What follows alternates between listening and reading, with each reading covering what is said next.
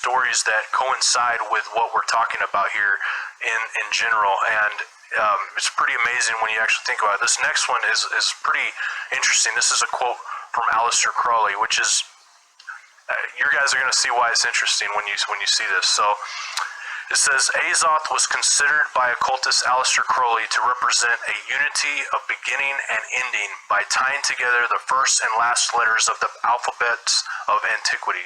So in the Hebrew, in the Phoenician alphabet, we have the Aleph and the Tav, which is also considered the Hebrew alphabet. And in the Greek, we have the Alpha, Omega, and we have the Zeta, the A for the Aleph and the Z for Zeta. And in this way, permeation and totality of beginning and end symbolism, the supreme wholeness and universal synthesis of opposites as a cancellation, i.e. solvent, or cohesion, i.e. medicine, and in such a way is similar to the philosophical absolute of Hegel's dialectic. We've talked about Hegelian dialectic many, many times, the two opposites coming together to make something different.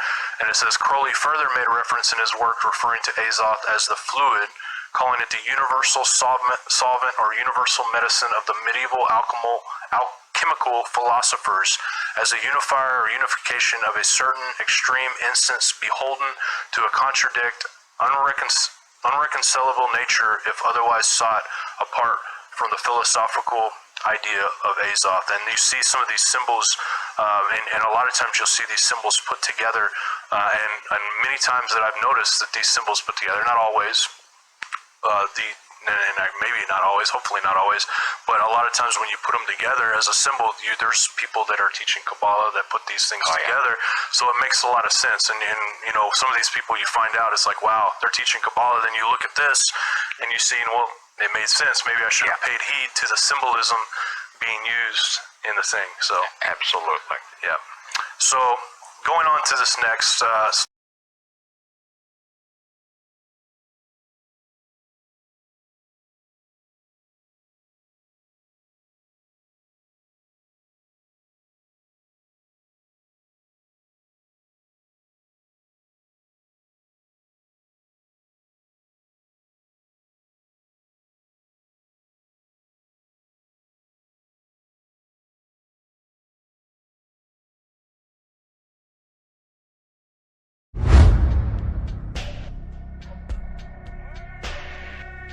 The diagonal cross is sometimes used as a symbol for Christ, whose name in Greek begins with the Greek letter X. It also stands for the number 1000 in ancient Greece, and even represented Kronos, the god of time, the planet Saturn, and the god Saturn in Roman mythology.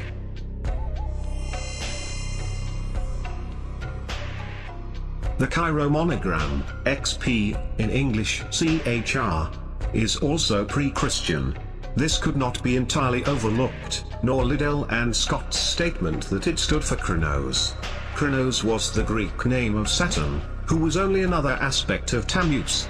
Under money, Smith gives some examples of the pre-Christian T and XP, without however, connecting them with Tammuz. Neither are we told that in Egypt, the Chi-Rho was the monogram of Osiris, as the sun was called at Abydos, and was also a sign of Jupiter Ammon, who, as well as Kronos, was also the sun. Sancho Nathan says, the Phoenicians supposed the sun to be the only god, calling him Beelsamin, which name among them signifies Lord of Heaven, but among the Greeks, Zeus or Jupiter.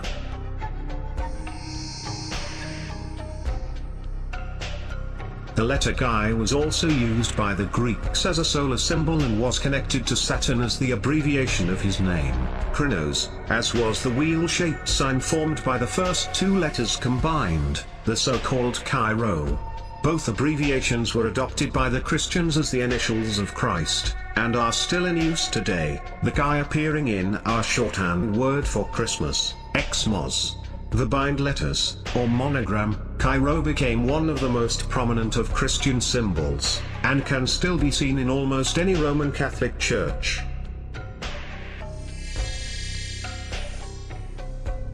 The African Saturn, Baal-Hamon, was the national god of the Libyo-Phoenicians, and we know that the cult of the sun was particularly strong in Syria. An inscription from Tobna in Algeria dedicated to Sol Invictus has as its first letter a single X, which M. Jenin has identified as either a solar symbol or the abbreviation of Cronus, that is Saturn. It is an overlooked fact that the Chi stands for Chronos, as well as for Christ, as does for that matter the Chi-Rho. The point is that with the close association of Saturnus Ion and Sol, this X could well have been both a solar symbol and an abbreviation for Chronos. As the Chi could have represented Cronus, the large and imperiously drawn single S in the Pompeian graffito could have stood for Saturnus or even Sol and was not an abbreviation for Salutum, as has been thought up to now. The satyr god, Saturnus Ion, could very well have been Paternoster, for his symbol was the solar cross, either as a plus or an X.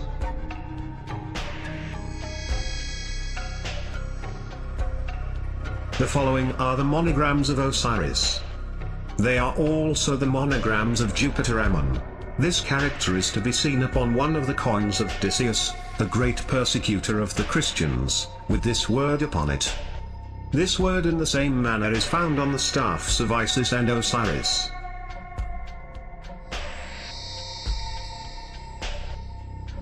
The cross of Constantine was nothing more than the Chi-Rho, the monogram of Osiris, and afterwards of Christ.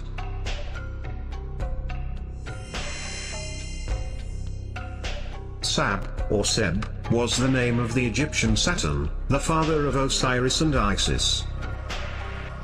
They say that Osiris was begotten by Helios, which I take to be the son of the spring equinox, by Hermes, Isis, by Saturn, Typhon and Nephthys. Saturn is Seb, and I find reasons for placing him at the autumn equinox, diametrically opposite to Osiris.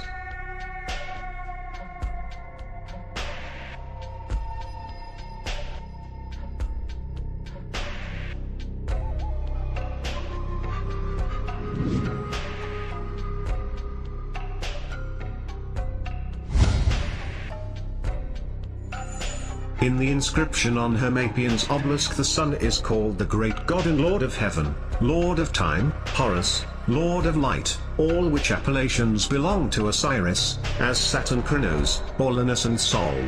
Osiris is the Persian Mithra who formerly reigned at Heliopolis. Osiris in my understanding was not a king but the planet Saturn, Chronos of the Greeks, Tammuz of the Babylonians.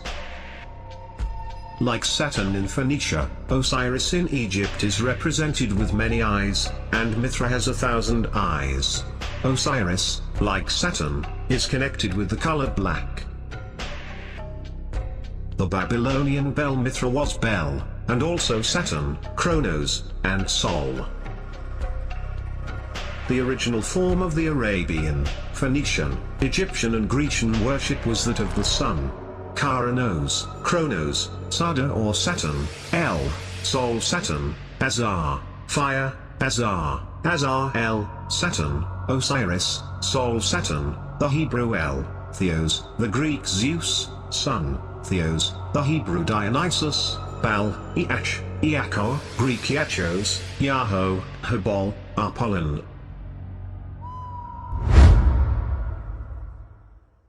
Christianity is symbolized by a cross, most popularly this one. But for the longest time it wasn't the case, until a pagan emperor made it so, thus preserving a symbol that humanity has actually venerated for thousands of years before, the cross.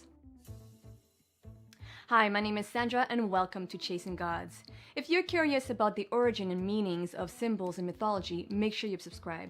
Another way of supporting the channel is to like and share the video. You can also check out my Patreon page where you can donate $1 or more each month so that I can continue to make high quality research videos. Okay, let's begin.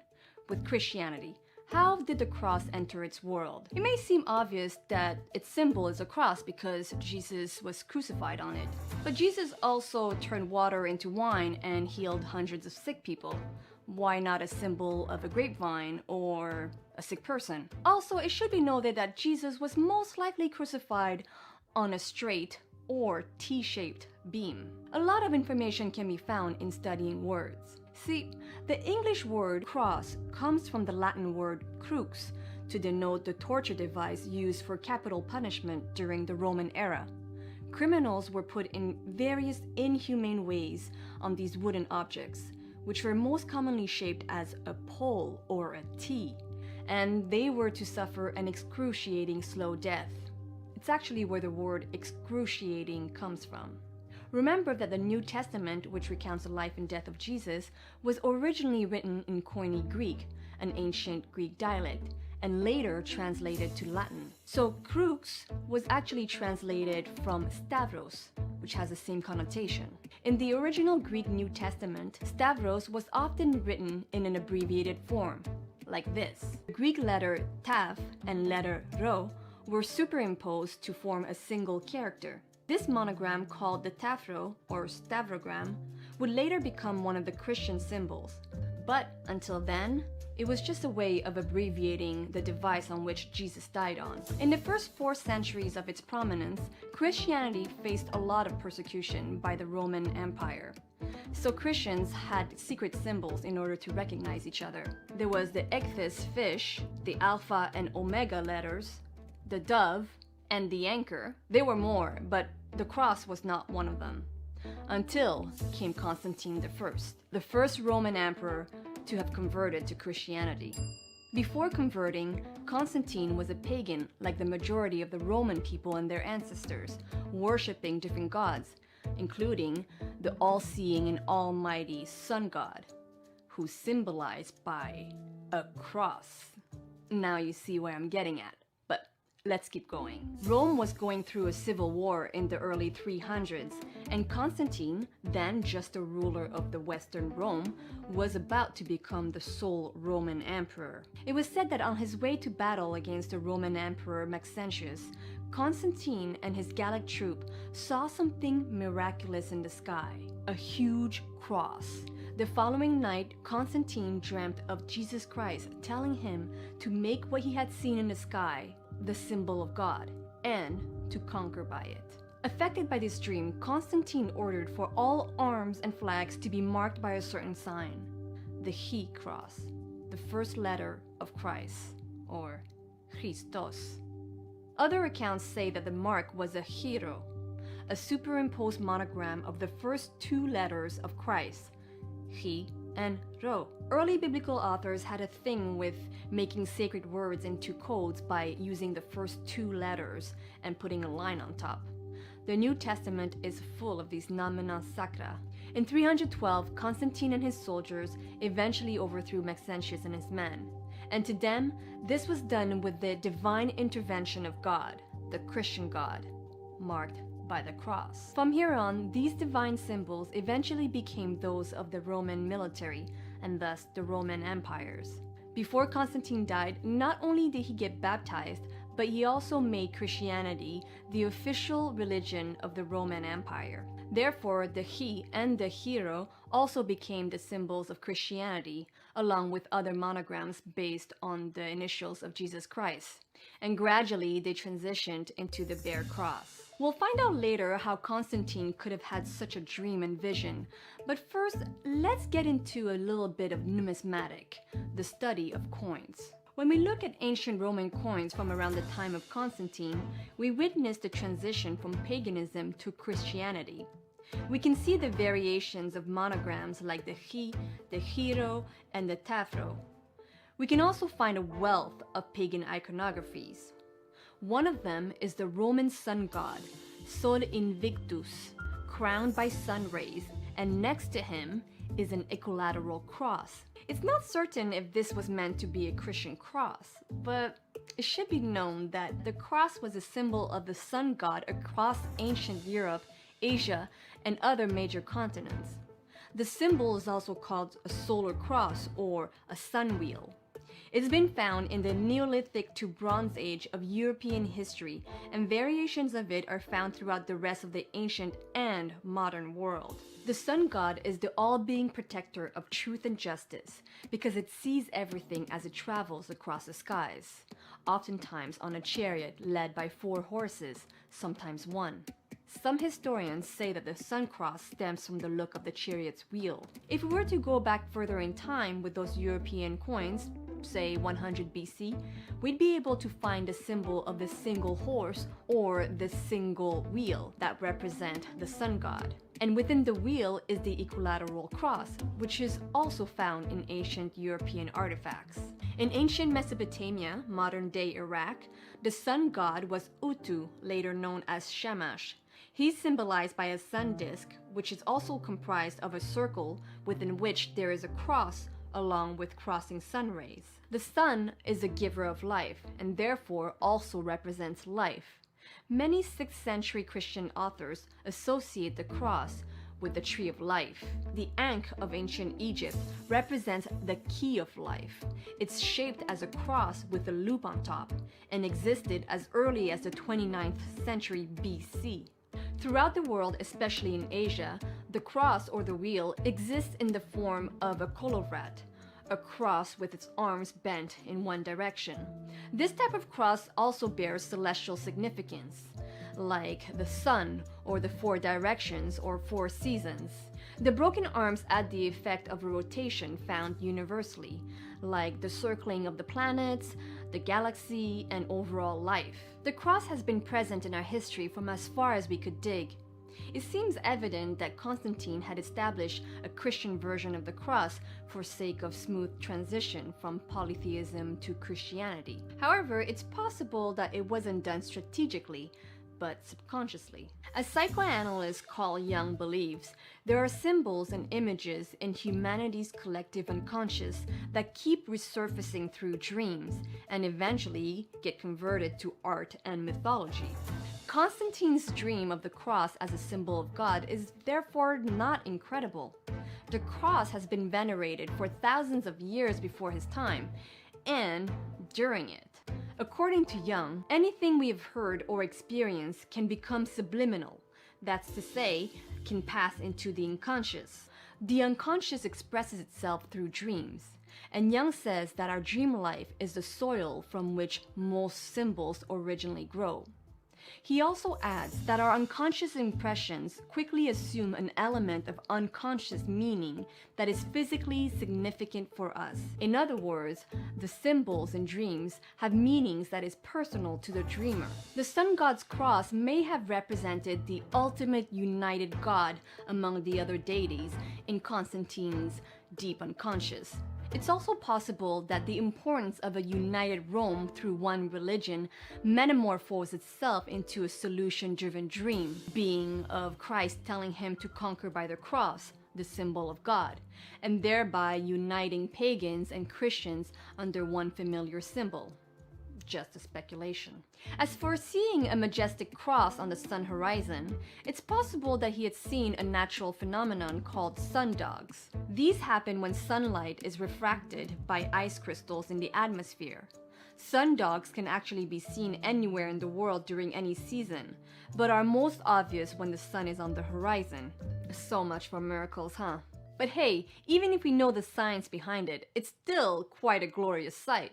So I could imagine how it was seen in their time. Perhaps sundogs could have inspired the symbol of the sun cross as well. It could be debated in many ways why life or the sun is represented by a cross of all images. To Jung, the crossing of the lines symbolized the union of 2 elements. For instance, that of a man and a woman creating a new life. Furthermore, the image clearly points to a center. Humans have always put importance in the center. The center is where everything else spans from. Young says that this is reflected in the way humans have arranged cities and homes. Humans also see themselves as the center of the universe, but not in an arrogant way, more in the sense of our consciousness being the center of it all. Everything exists due to our consciousness. But why would the Latin cross, which is the standard cross today, not be equilateral? Well, it had been for a good period of time. After a good run of the monograms, the equilateral cross, also called the Greek cross, was the common form up until the 9th century. Though the Greek cross is still used in the minority, its transition to the customary Latin cross is said to have happened in order to better conform to the story of Jesus' crucifixion, or to the original Chi-Rho or Tephro. Young says that this upward movement of the center of the cross is humanity's subconscious manifestation of elevating the center of man and his faith into the spiritual realm. In any case, the overall look of the cross, despite its many variations, has remained. Two lines, sometimes more, intersecting each other, creating a center and 4 divisions or more, and in some cases, showing a cyclical motion. Today, the cross is for the most part a symbol of Christianity, a symbol of resurrection, life, and hope. But all it takes is a closer look at our history to find that the symbol has existed from the time humanity could express itself. Religions come and go, but it seems that symbolism remains in the depth of our consciousness, waiting to resurrect anew through narratives that are meaningful to us collectively and personally.